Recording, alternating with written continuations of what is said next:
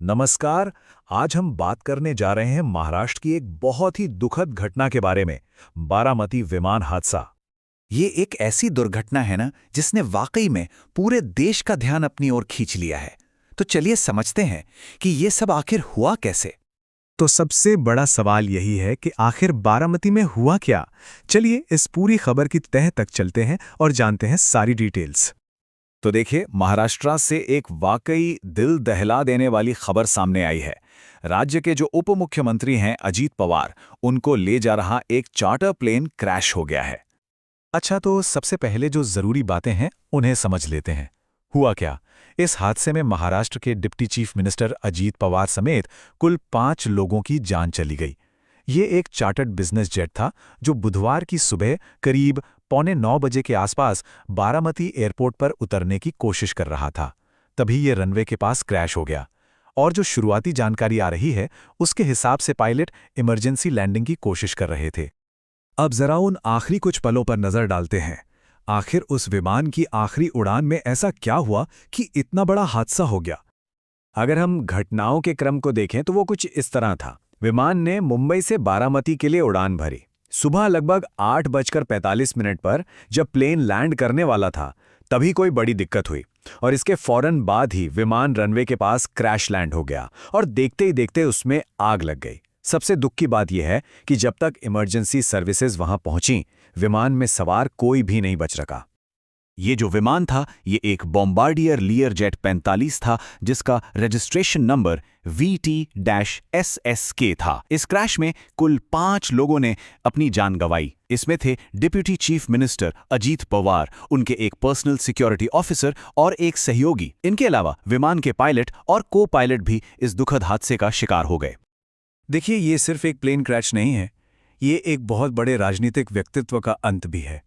तो चलिए समझते हैं कि अजीत पवार कौन थे और उनका इस तरह जाना महाराष्ट्र की राजनीति के लिए इतना बड़ा झटका क्यों है। अजीत पवार सिर्फ महाराष्ट्र के डिप्टी सीएम ही नहीं थे, बल्कि उन्हें राज्य की पॉलिटिक्स का एक बहुत ही सीनियर और पावरफुल लीडर माना जाता था। उनका पब्लिक सर्विस का करियर काफी लंबा और प्रभावशाली रहा है। और देखिए, विडंबना यह है कि जिस दिन यह हादसा हुआ उस दिन उन्हें बारामती में कई चुनावी कार्यक्रमों में भी शामिल होना था। अब इस दुखद घटना के बाद सबसे बड़ा सवाल यही उठता है कि आखिर ये हुआ कैसे। ऑफिशियल इन्वेस्टिगेशन शुरू हो चुकी है और हर कोई बस जवाब ढूंढ रहा है। तो अब जरा जांच के मेन पॉइंट्स पर नजर डालते हैं। इसकी पूरी जिम्मेदारी DGCA यानी directorate general of civil aviation के पास है, जो इंडिया में एविएशन सेफ्टी की सबसे बड़ी बॉडी है। टीम ये पता लगाने में जुटी है कि आखिर इमरजेंसी लैंडिंग की नौबत ही क्यों आई। क्या कोई टेक्निकल फॉल्ट था या फिर मौसम खराब था या कोई और वजह थी। फिलहाल जब तक ये जांच पूरी नहीं हो जाती, बारामती एयरपोर्ट को बंद कर दिया गया है। इस घटना ने पूरे देश को झकझोर कर रख दिया है। प्रधानमंत्री से लेकर देश के सभी बड़े नेताओं ने पार्टी लाइन से ऊपर उठकर इस हादसे पर गहरा दुख जताया है और महाराष्ट्र को अपनी संवेदनाएं भेजी हैं। चलिए अब आगे बढ़ते हैं और ये समझने की कोशिश करते हैं कि इस दुर्घटना के दूरगामी परिणाम क्या हो सकते हैं, क्योंकि इसका असर सिर्फ एक परिवार या एक पार्टी पर नहीं बल्कि पूरे राज्य पर पड़ने वाला है। सबसे पहला और जो सबसे सीधा असर है वो है पॉलिटिकल। अजीत पवार के अचानक चले जाने से महाराष्ट्र की सरकार और वहां की राजनीति में एक बहुत बड़ा वैक्यूम, एक शून्य पैदा हो गया है जिसे भरना बिल्कुल भी आसान नहीं होगा। दूसरा बड़ा सवाल उठता है एविएशन सेफ्टी को लेकर। ये क्रैश, VIP ट्रैवल और ख़ास तौर पर जो चार्टर्ड प्लेन्स होते हैं उनके सेफ्टी स्टैंडर्ड्स और मेंटेनेंस प्रोटोकॉल पर बहुत गंभीर सवाल खड़े करता है। अब ये तय है कि इस पर एक बड़ी बहस छिड़ेगी। और तीसरा असर है चुनावी, क्योंकि ये हादसा ठीक लोकल इलेक्शंस के बीच में हुआ है, तो ये तय है कि इसका असर पॉलिटिकल कैंपेन्स पर भी पड़ेगा और लोगों की भावनाएं भी इससे प्रभावित होंगी। इसका नतीजा आने वाले दिनों में देखने को जरूर मिलेगा।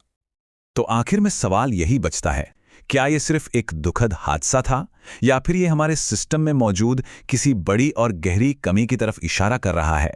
देखिए, इसका जवाब तो पूरी जांच के बाद ही मिलेगा, पर एक बात तो साफ है, इस हादसे ने एविएशन सेफ्टी और VVIP प्रोटोकॉल पर एक ऐसा सवाल खड़ा कर दिया है जिसे अब नजरअंदाज करना बहुत मुश्किल होगा।